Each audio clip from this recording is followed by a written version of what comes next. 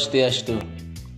Di video kali ini saya akan menyampaikan tentang keagungan Kitab Bhagavad Gita bab 2, dikutip dari Kitab Gita Mahatmya.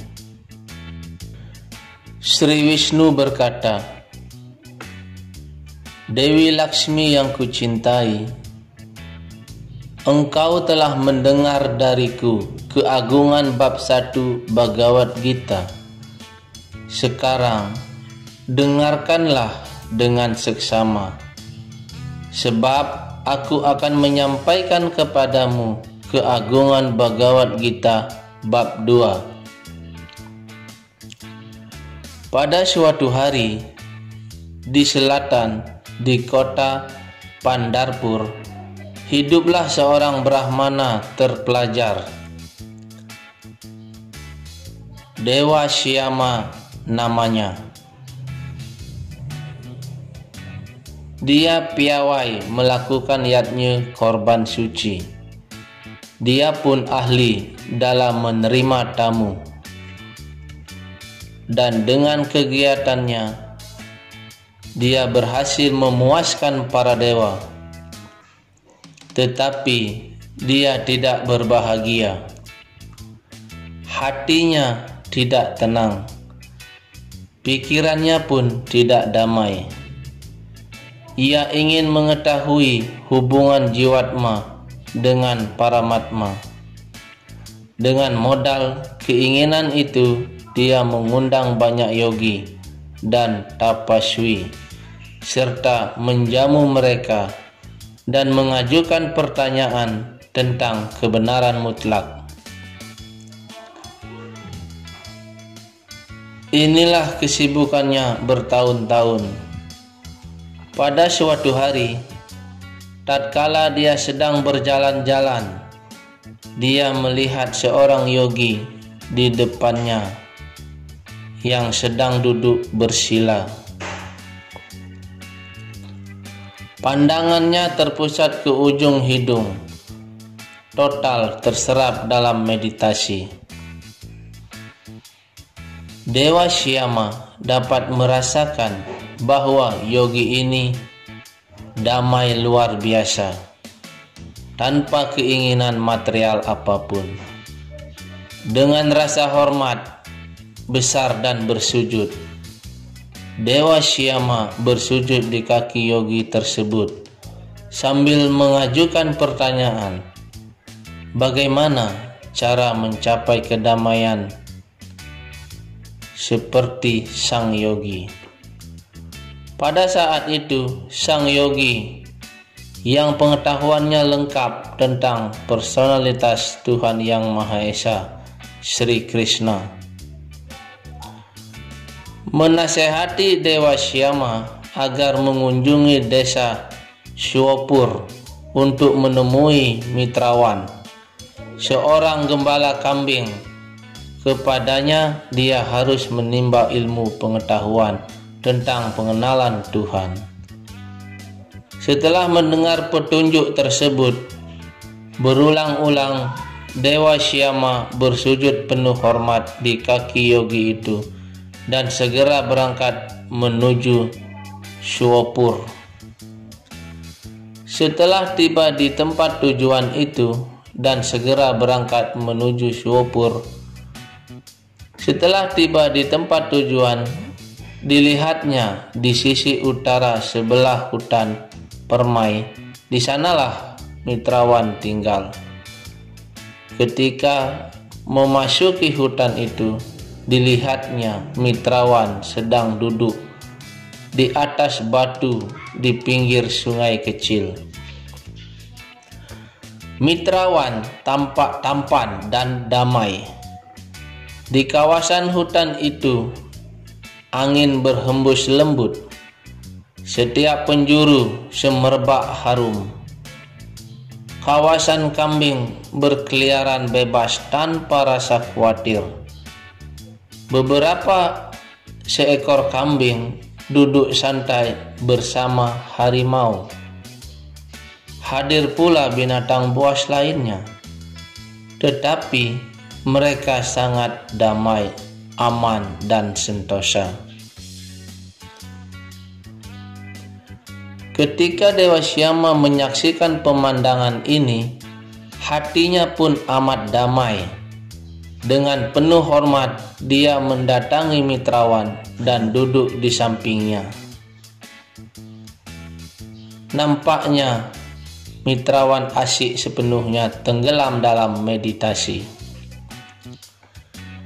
Setelah beberapa waktu, Dewa Syama bertanya kepada Mitrawan, bagaimana ia sanggup mencapai cinta bakti kepada Sri Krishna.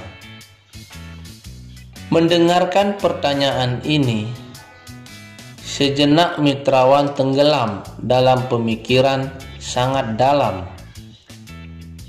Kemudian dia pun menjawab, Dewa Syama yang terpelajar, dahulu pada suatu hari aku sedang berada di hutan mencari kambing piaraanku. Hewan piaraanku diserang harimau. Tentu saja kambingku lari terkocar-kacir. Aku pun lari pontang-panting karena ketakutan. Dari kejauhan, aku sempat menyaksikan salah seekor kambingku bersua dengan harimau tepat di pinggir sungai. Pada saat itulah terjadi suatu keajaiban. Harimau kehilangan seluruh kemarahannya dan tidak mau menerkam kambingku. Kemudian kambingku bertanya kepada harimau, engkau telah mendapatkan mangsamu. Mengapa tidak menerkamku dan memakan dagingku? Segeralah bunuh aku, dan dengan nafsu besar makanlah dagingku. Kenapa engkau ragu-ragu?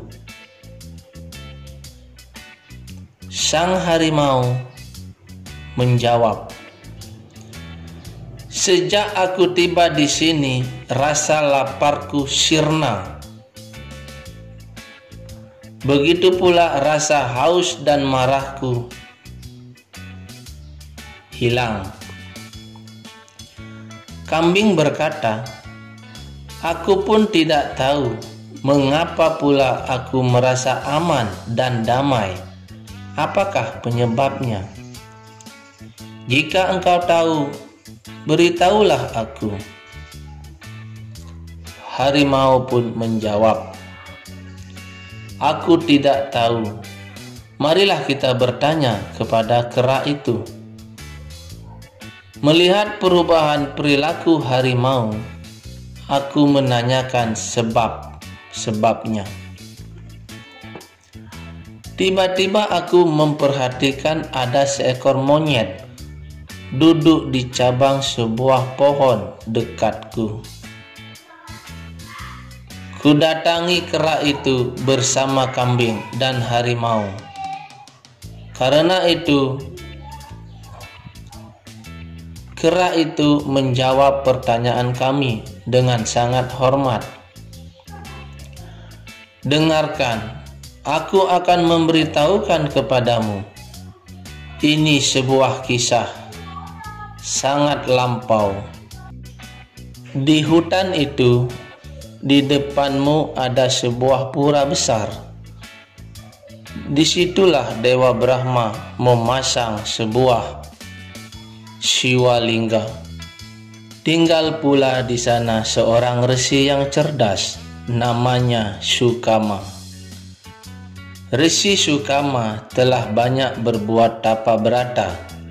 Setiap hari dia membawa bunga dari hutan dan air untuk memuja Dewa Shiva. Begitulah kehidupannya setiap hari bertahun-tahun. Pada suatu hari datanglah seorang resi.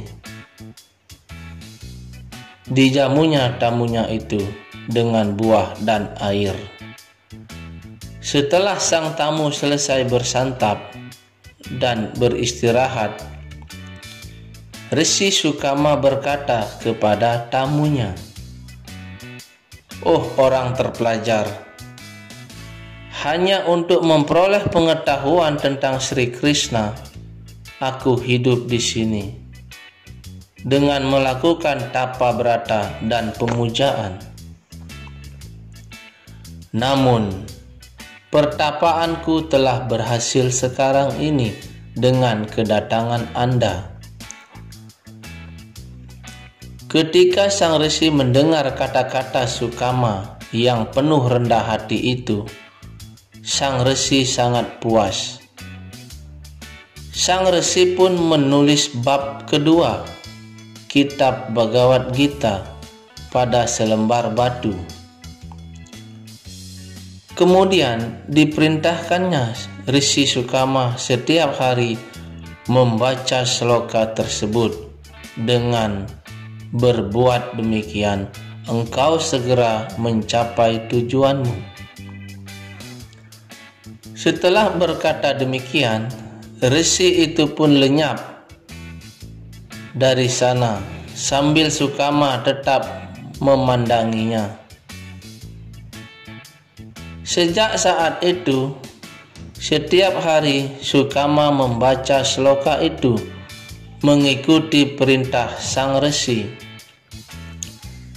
Itulah dilakukannya sebagai sisa kehidupannya. Maka sangat cepat dia mencapai pengetahuan sempurna tentang Tuhan Sri Krishna. Dan sejak hari itu dia juga tidak merasa haus dan lapar. Dan karena pertapaan dan cinta bakti di tempat itu, setiap orang yang berkunjung ke sini tidak merasakan lapar dan haus, serta segera mencapai kedamaian yang abadi.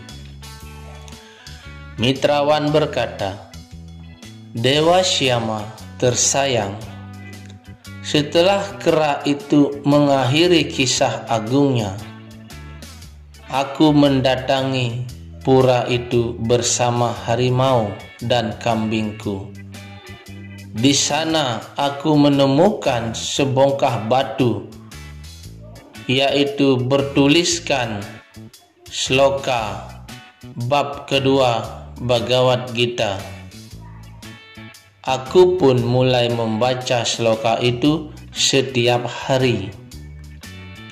Dengan cara demikian, dengan cepat aku memperoleh rasa cinta bakti kepada Sri Krishna, personalitas Tuhan Yang Maha Esa.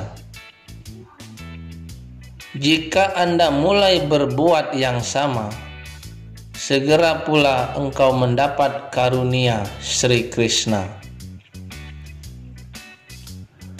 Tuhan Wisnu berkata, "Laksmi sayangku, demikianlah Dewa Syama mendapatkan pengetahuan dari Mitrawan." Setelah bersujud kepada sosok yang agung, dia kembali ke Pandapur dan setiap hari mengucapkan bab kedua kitab Bhagavad Gita. Dan siapapun yang berkunjung ke Pandapur, pertama-tama tentu Dewa Syama mengucapkan bab kedua Bhagavad Gita kepada tamunya. Demikianlah Dewa Syama mencapai kaki Padma Sri Krishna.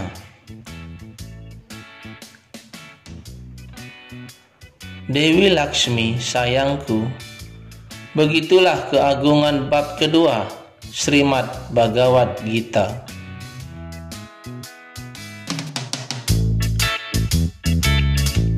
Om Santi Santi Santi Om.